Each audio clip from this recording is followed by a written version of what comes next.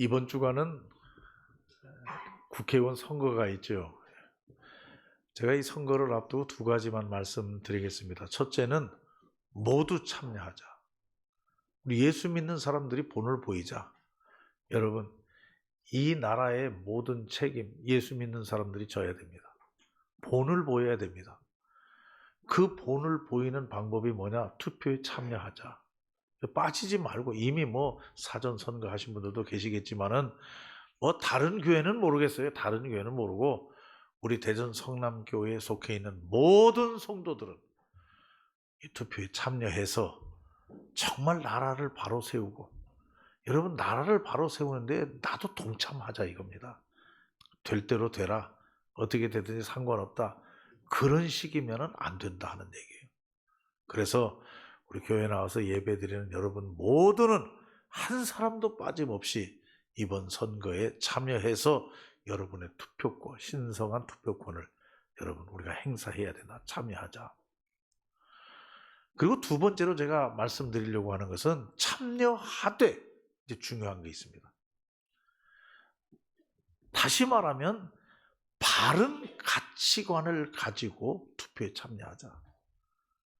여기 바른 가치관이라고 하는 것에 우리는 하나 더, 성경의 바탕 위에 서 있는 바른 가치관. 이게 뭐냐? 분명히 알고 하자는 얘기예요. 예수 믿는 사람들은 그렇게 가야 된다는 얘기예요. 성경에서 이야기하는 우리 삶 속의 바른 가치관. 어떤 가치관을 가지고 투표에 임할 것이냐?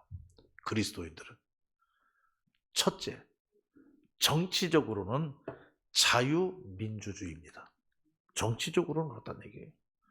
여러분, 이 나라가 처음 세워질 때에도 사회주의로 갈 거냐, 공산주의로 갈 거냐, 자유민주주의로 갈 거냐, 상당히 혼란이 많이 있었어요. 그때 기도하는 하나님의 사람들이, 또 하나님의 역사가 이 나라, 이 대한민국은 자유민주주의로 방향을 바꿨어요. 그래서 우리나라, 우리 대한민국의 성서 바탕 위에 선 가치관은 뭐냐? 우리는 자유민주주의를 쫓아갑니다. 이게 믿는 사람들의 자세예요. 바로 따야 돼요. 두 번째, 그럼 경제적으로는 시장경제. 다시 말하면 건강한 자본주의입니다. 우리는. 이것이 성경의 바탕 위에 서 있는 바른 가치관이에요. 다른 거 아니에요. 자본주의. 그 자본주의도 건강한 자본주의, 시장 경제를 쫓아가는 거. 이게 경제적으로 바른 가치관이다. 분명해야 돼요. 그리고 세 번째, 사회적으로는 뭐냐? 이유 없이 복지사회입니다. 복지. 모든 국민과 백성들 사회의 복지를 존중하는데 거기 따라가야 돼요. 복지를 생각하는 사람들. 그리고 네 번째로는 여러분, 성경적 바탕 위에 선 사회의 바른 가치관, 법치주의입니다. 법대로 해야 됩니다. 법을 존중해야 된다는 얘기예요. 법도 무시하고, 법도 내 마음대로 하고, 힘이 있다고 법도 그냥 마음대로. 여러분, 이건 아니에요. 여러분, 성경이, 하나님의 말씀이 가르쳐주는 바른 가치관, 법을 준수하는 겁니다. 그쪽으로 가야 됩니다. 그리고 마지막으로 성경이 말하는 인간 사회의 바른 가치관은 분명한 인권입니다. 인권을 쫓아가야 된다.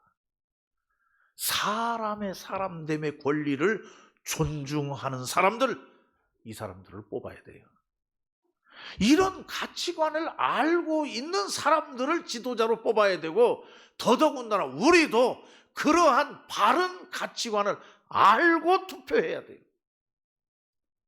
다시 한번 말씀드리면, 정치적으로는 자유민주주의, 경제적으로는 건강한 자본주의 시장경제, 그리고 사회적으로는 복지사회, 그리고 법으로는 법치주의. 분명히 법이 있어요. 그 법을 따르고 존중하는 것. 그리고 마지막으로는 인권을 존중하는 것. 이게 성경의 바탕 위에 선 바른 가치관이에요.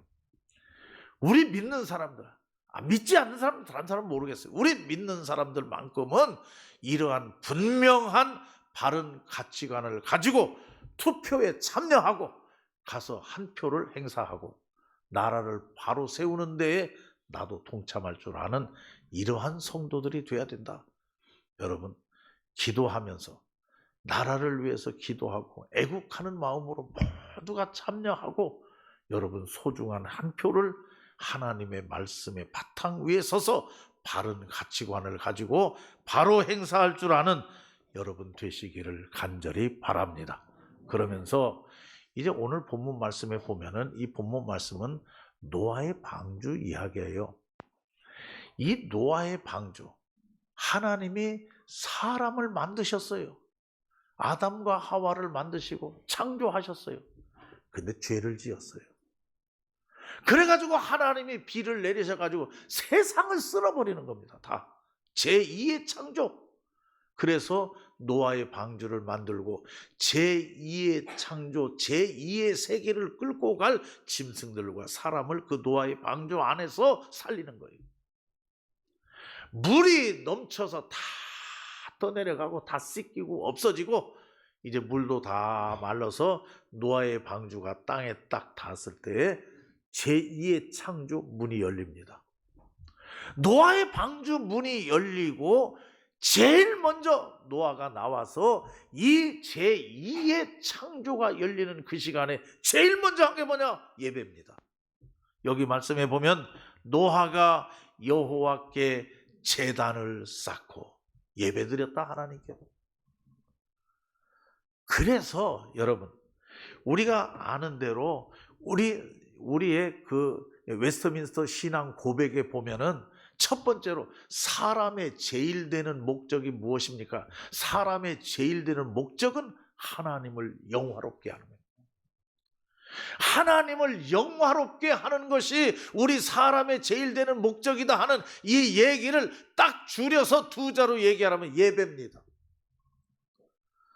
여러분 우리 한국 기독교가 1970년대 80년대 아주 피치를 올리면서 성장을 했어요. 놀라운 성장입니다. 그런데 우리 한국 교회가 그 정점을 찍고는 자꾸 쇠퇴해져 내려갔어요. 그런데 저는 누가 뭐라고 해도 분명합니다. 언제부터 쇠퇴됐느냐? 예배가 무너지기 시작하면서 한국 교회는 쇠퇴해졌다. 그런데 예배가 무너지는 데에 우리 한국 교회의 예배가 무너지는 데에 결정적 역할을 한 것이 뭐냐? 그건 열린 예배입니다.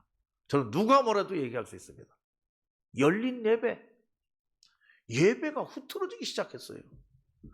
나와서 찬송하고 나와서 율동하고 다 좋아요. 열린 예배. 그런데 사람들은 모였는데 그 예배에 파워가 없다는 얘기예요. 파워가. 변화가 없다는 겁니다. 그래서 교회는 쇠퇴했어요. 뭐 하는 것 같았는데 쇠퇴. 지금은 그 열린 예배 다 들어갔어요. 거의. 그러면 열린 예배가 잘못된 것이 무엇이냐? 뭐 좋은 점도 있지만 크게 잘못된 거 하나. 그거 하나만 가져도 얘기할 수 있어요. 뭐냐 하면 예배의 주체를 바꿔놓았다는 겁니다. 예배의 주체. 여러분 예배의 주관자, 예배를 받으시는 분, 예배의 주체는 하나님이신 줄 믿으시기 바랍니다. 하나님. 거기에는 누구도 변명할 수가 없어요. 이 예배의 주인은 하나님이에요. 이 예배 누가 받으시냐? 하나님이 받으셔요. 하나님을 기쁘시게 예배해야 돼요. 예배의 주관자가 하나님이셔요. 그런데 여러분 잘 생각해 보세요. 열린 예배가 들어오면서 예배의 주체가 바뀌었다는 거예요. 하나님이 아니라 사람으로 바뀌었다고 하는 거예요. 이게 문제입니다. 찬송을 불러도 사람들 듣기 좋게, 춤을 추어도 사람들 좋으라고, 하나님께 영광이라는 명분을 가지고 하긴 했는데 사람들 마음에 맞추고 사람들 비유에 맞췄다는 얘기예요. 그래서 한국 교회의 예배는 사람 맞춤형 예배. 이게 문제입니다. 사람이 기뻐하도록, 사람 보기 좋으라고, 사람 재밌으라고, 이게 예배가 아니라 하는 얘기입니다.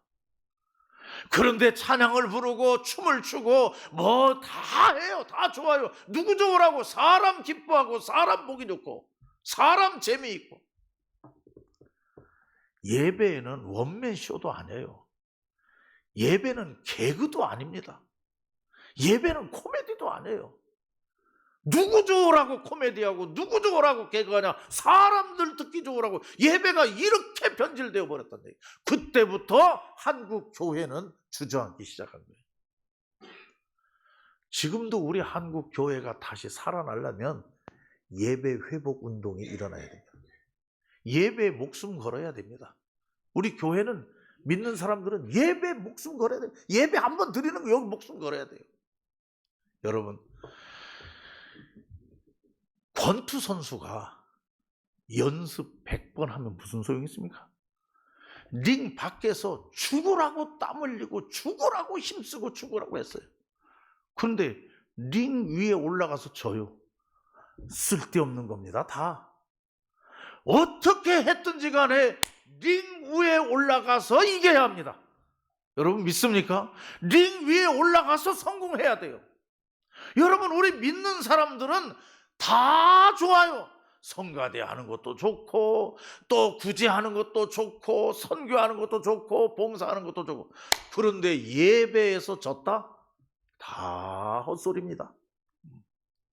다른 거 못해도 좋으니까 예배 하나만큼은 성공해야 돼요. 그런데 이게 문제가 되었다. 여러분, 가장 중요한 것은 예배의 주체가 바뀌어졌다. 누구를 위한 예배냐는 얘기예요. 하나님께 예배 드려야 되고 하나님 기쁘시게 하고 하나님이 향기 받으시고 이런 예배를 드려야 될 텐데 그렇지 아니하고 사람 보기 좋게 사람 박수 받으려고 사람의 맞춤형 예배, 형편에 따라서 다 예배가 왔다 갔다 해요. 그렇게 예배가 흔들리다 보니까 한국 교회가 쇠퇴하기 시작했다 하는 얘기예요. 오늘 여기 본문 말씀을 보세요. 노아가 여호와께 제단을 쌓고, 노아의 방주 제2의 창조가 시작되면서 노아의 방주 문을 열고 나와서 노아가 제일 먼저 한 게 뭐냐? 예배다. 그게 예배가 그만큼 소중하다 하는 얘기예요. 어떻게 예배를 드려야 되느냐? 우리 한국 교회가 예배가 회복돼야 돼요. 어떻게 회복돼야 되느냐? 첫째로는 여기 말씀해 보니까 정결입니다. 정결. 정결한 예배. 여러분, 깨끗한 예배. 여러분, 흠이 없는 예배. 그런 예배를 우리가 드려야 돼요. 여러분, 예배 시간에 우리가 지각을 했다. 10분, 15분. 여러분, 그게 예배입니까? 그게 예배입니까? 예배도 끝나지 않았는데 급해서 10분, 15분 일찍 나갔다. 그게 예배입니까? 예배 아니에요. 예배 드린 게 아니에요. 예배 시간에 핸드폰이 떨린다고 해서 그 전화를 들고 밖으로 나갔다. 전화를 받았다. 그게 예배 드린 겁니까? 예배 드린 게 아니에요. 여러분, 더 쉽게 예배 시간에 존다? 그게 예배입니까? 나는 예배 아니라고 생각해요. 예배 드리는 게 아닙니다. 예배 시간에 몸은 앉아 있는데 생각은 딴 생각을 하고 있다? 여러분, 그게 예배입니까? 예배 아니란 얘기예요.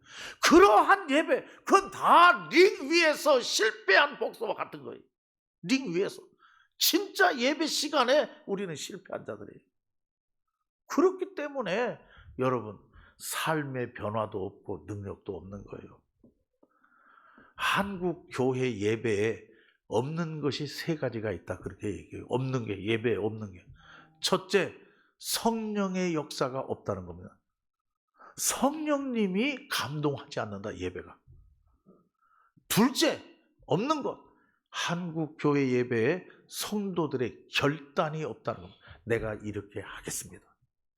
내가 말씀을 듣고 예배를 드리고 내가 이렇게 해야 되겠다. 결단이 없는 거예요. 성령의 역사가 없고, 둘째는 결단이 없고, 한국 교회 성도들의 예배 속에 없는 세 번째, 그것은 다시 말하면 변화가 없다는 겁니다. 오늘 이따 말씀드리겠습니다마는 하나님이 기뻐 받으시는 향기, 그 향기가 뭐냐? 생활의 변화예요. 근데 예배 100번, 1000번 드렸는데 변화된 건 아무것도 없어요. 그러니까 한국 교회의 성도들이 능력이 없는 거예요. 한국 교회가 힘이 없는 거예요. 변화가 없으니까. 오늘 여기 말씀해 보니까 첫째로 예배가 살아있어야 된다. 어떻게 살아있어야 되냐? 어떤 것이 생명력 있는 예배고, 지금 어떤 예배로 회복돼야 되냐? 정결한 예배, 깨끗한 예배. 여러분, 이 성전에 나올 때에 내가 하나님 앞에 나아가는 성도들의 복장 자세, 여러분 얼마나 신경 썼습니까? 우리는 정결한 자세로 하나님 앞에 가서 예배 드려야 돼요. 둘째로, 오늘 여기 말씀해 보니까 우리의 예배가 회복돼야 되는데, 둘째는 재물입니다. 재물이 있어야 된다. 여기 재물 있죠? 짐승과 모든 정결한 새, 재물이 있어야 된다.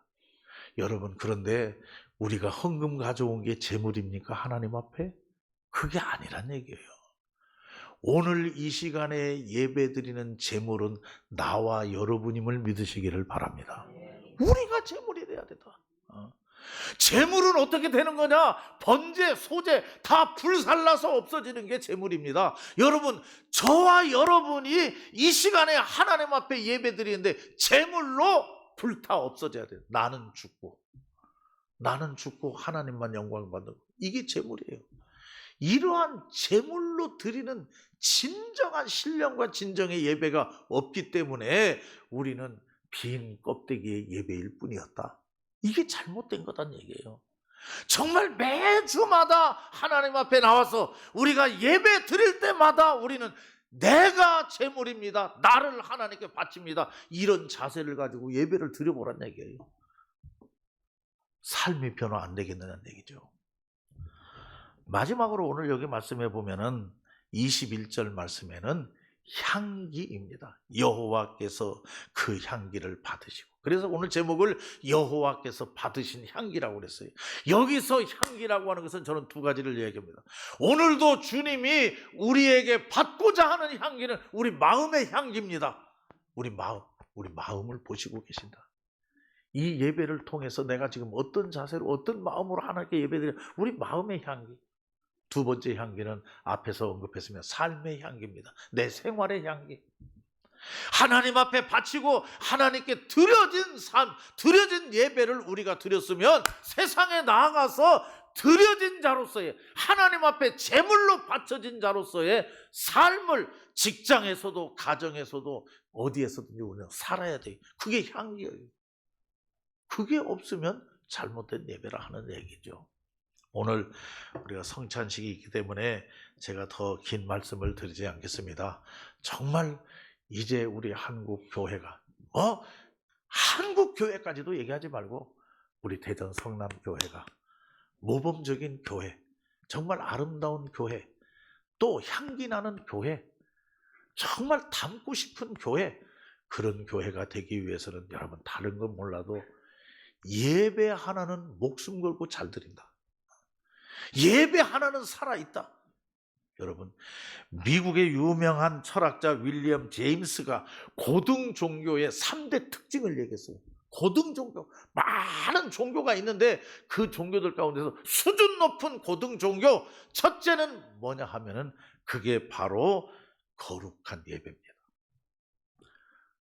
구제하고 선교하고 동네 청소하고 이런 건 잘 못해도 예배가 거룩한 예배로 살아있는 예배를 드린다. 이게 고등종교입니다. 두 번째는 여러분, 고등종교의 두 번째 특징은 바른 신앙 고백입니다. 신앙 고백이 분명히 서 있다.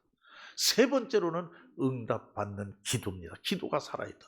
그런데 거기서 말하는 이 첫 번째 거룩하고 건강한 예배, 이게 고등 종교의 첫 번째 특징이다.